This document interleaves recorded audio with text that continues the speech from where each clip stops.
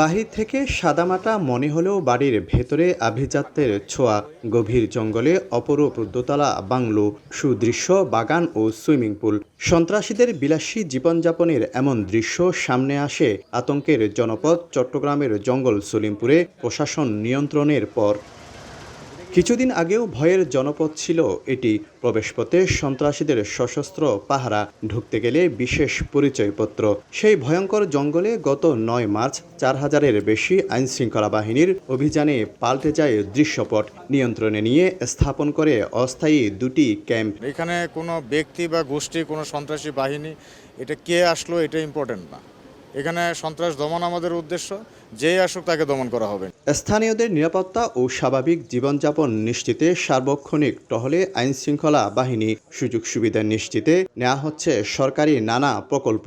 অত্যন্ত সুন্দর একটা এলাকা, আপনারা দেখেছেন প্রাকৃতিকগত দিক থেকে। আমরা এই সৌন্দর্যটা ধরে রেখে মানুষগুলোকে সুন্দর করে আমরা তাদেরকে সুন্দর জীবনে ফিরিয়ে নিয়ে আসতে চাই। প্রশাসনের এমন উদ্যোগে আতঙ্কের জনপদে এখন স্বস্তির নিঃশ্বাস স্থানীয়দের। আলীনগর ইয়াসিন যে ছিল, সে একটা সন্ত্রাস ছিল।